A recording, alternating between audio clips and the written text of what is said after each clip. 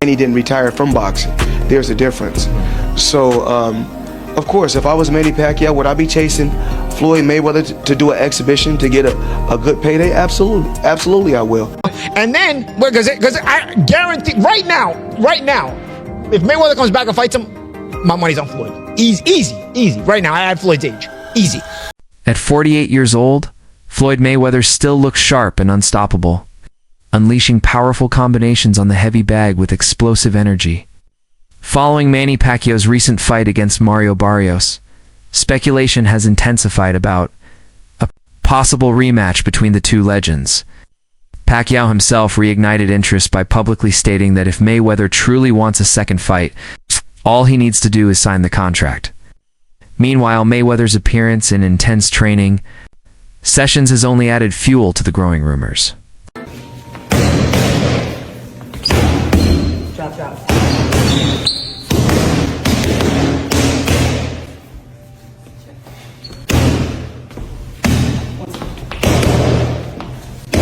Double hook right.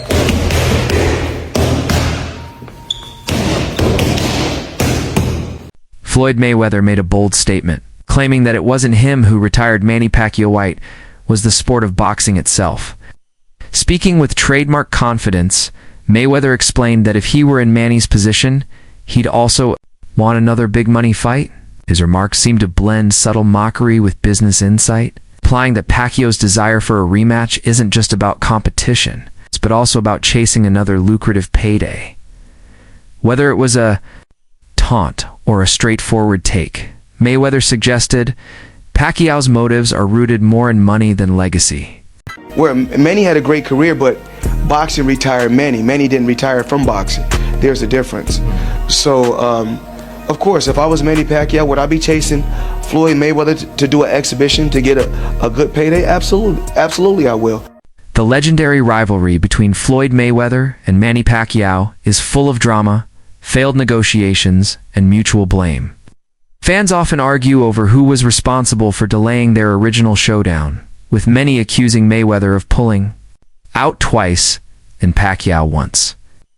These repeated hiccups only intensified their already tense relationship.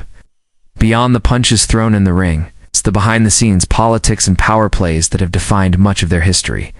The build-up and frustration around a second fight have kept the hype alive for years.